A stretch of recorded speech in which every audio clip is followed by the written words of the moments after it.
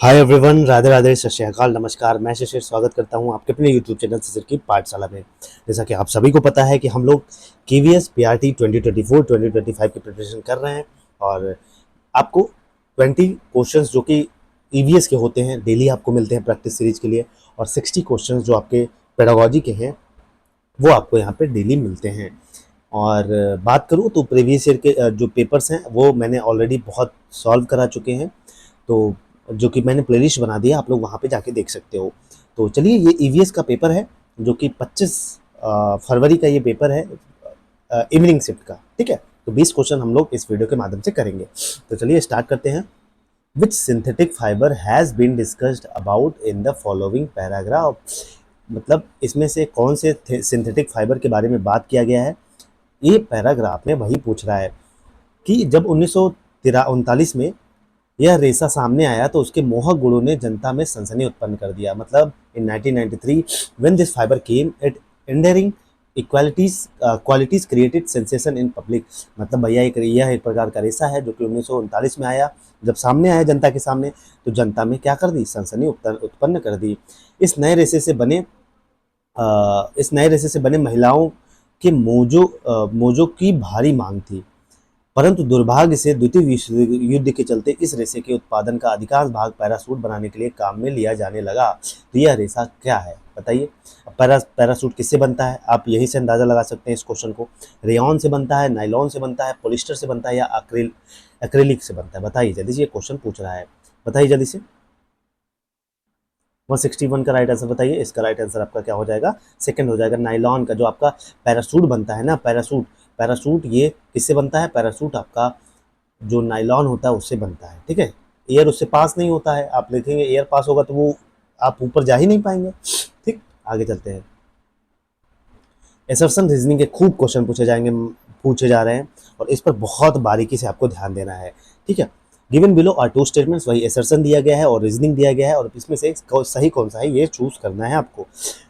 Certain bacteria, पहले reason देख लेते हैं, चूज वही, हाँ assertion. Certain bacteria convert some part of nitrogenous compound to nitrogenous gas which goes back into the atmosphere। मतलब कुछ बैक्टीरियाज होते हैं जो नाइट्रोजनस कंपाउंड्स के कुछ पार्ट को किसमें, नाइट्रोजन गैस में कन्वर्ट कर देते हैं जो कि एटमॉस्फेयर में चला जाता है।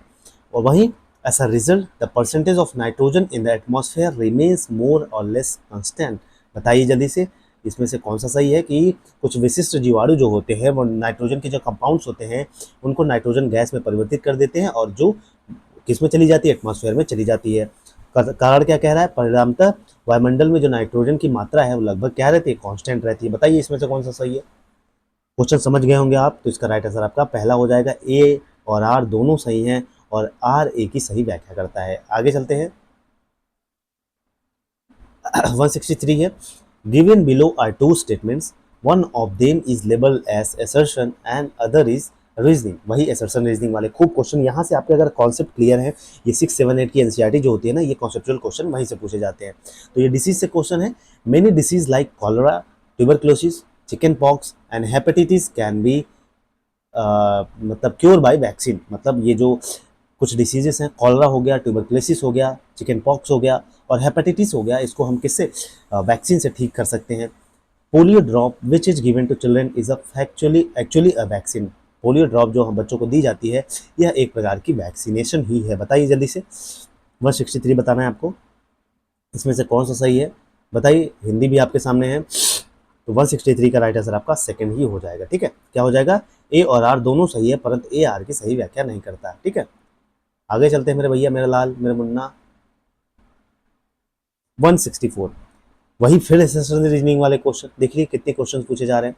Humans get their food both from plant as well as animals. जो ह्यूमंस होते हैं अपने भोजन को दोनों से, प्लांट से भी और एनिमल से भी मिलता है उन्हें भोजन। और रीजन कह रहा है, animals including humans can not make their on food. Animals और ह्यूमंस भी ये अपना जो भोजन है स्वयं नहीं बना सकते। बताइए, हिंदी में चलते हैं, क्वेश्चन को देखते हैं कौन सा सही। मनुष्य अपना भोजन पौधों तथा जंतुओं दोनों से प्राप्त करते हैं, या कारण है मनुष्य सहित सभी जंतु भोजन बनाने में असमर्थ है। बताइए, बताइए जल्दी से, कौन सा सही है इसमें से बताइए। 164 का राइट आंसर आपको बताना है। तो इसका राइट आंसर आपका क्या हो जाएगा, पहला ही हो जाएगा। ए और आर दोनों सही है और आर एक ही सही व्याख्या करता है, ठीक है।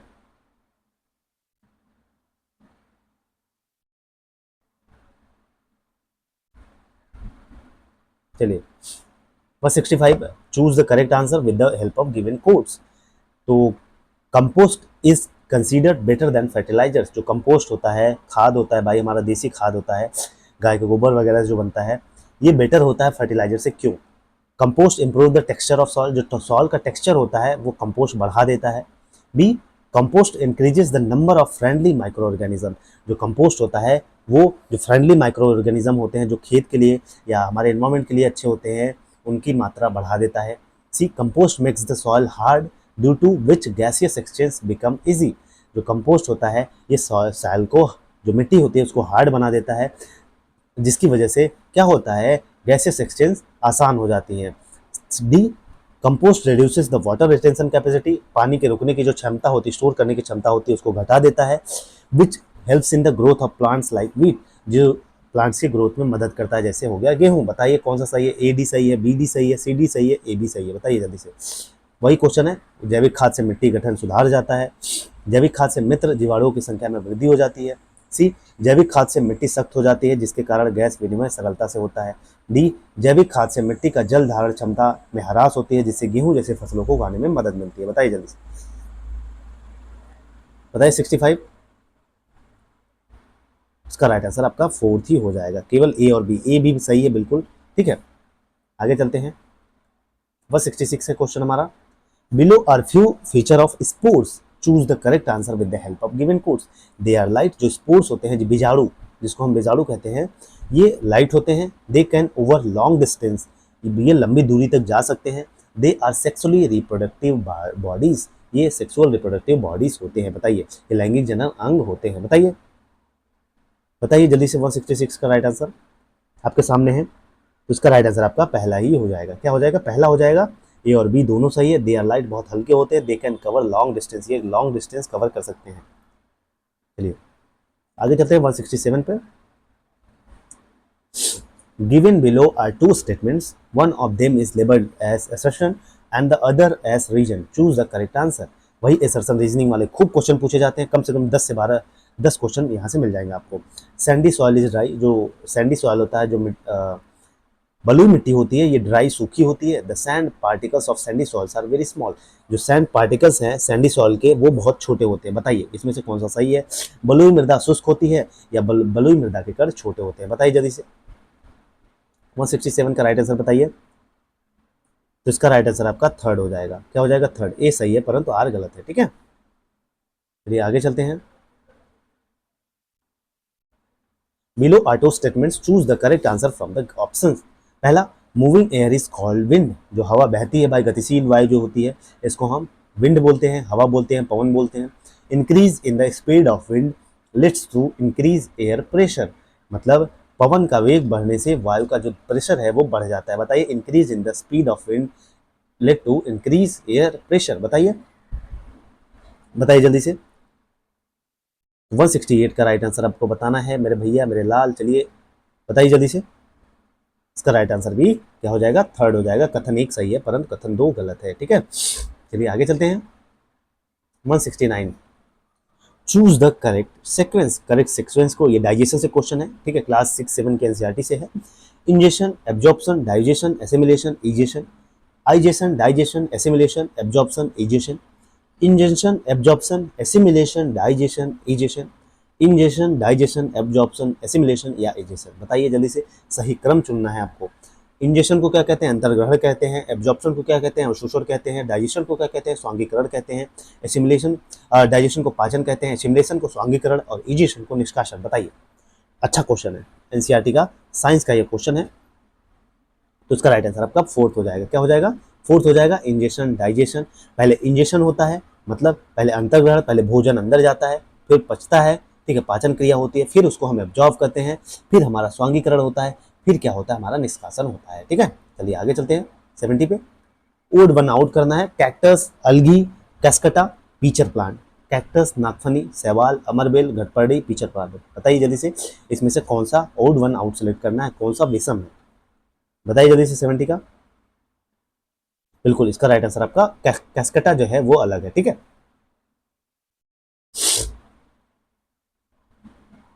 चलिए 171 पे चलते हैं। Following are the statements related to the houses constructed in the cold desert area of Leh. ये घर की कैरेक्टरिस्टिक दी गई है, स्टेटमेंट्स दिए गए हैं जो कि desert area, cold desert area में लेह में बनते हैं, तो इसमें से कौन सा सही है बताइए। Their walls are made up of stones, इनकी जो दीवारें होती हैं पत्थरों से बनाई जाती हैं। Their floors are made up of wood, इनके जो फ्लोर्स जमीन होते हैं ये किससे बनते हैं, लकड़ियों से बनते हैं। Their roofs are made up of stones, इनकी छतें जो होती हैं वो पत्थरों से बनाई जाती हैं। They only have ground floors, इनके पास केवल ग्राउंड फ्लोर्स होता है। बताइए जल्दी से। चलिए हिंदी में क्वेश्चन देख लीजिए। उनकी दीवारें पत्थरों से बनाई जाती हैं, फर्श लकड़ी से बनाई जाती हैं, छत पत्थरों से, या केवल भूतल होता है। बताइए 171 का राइट आंसर बताइए। तो इसका राइट आंसर आपका 1 हो जाएगा। क्या हो जाएगा, 1 हो जाएगा। क्या हो जाएगा, ए और बी। उनकी दीवारें पत्थरों से बनाई जाती हैं और उनके फर्श जो है लकड़ी से बनाए जाते हैं, ठीक है। आगे चलते हैं। इन December 1902, Ronald Ross got the highest award in the field of medicine. The Nobel Prize. His discovery was related to which disease?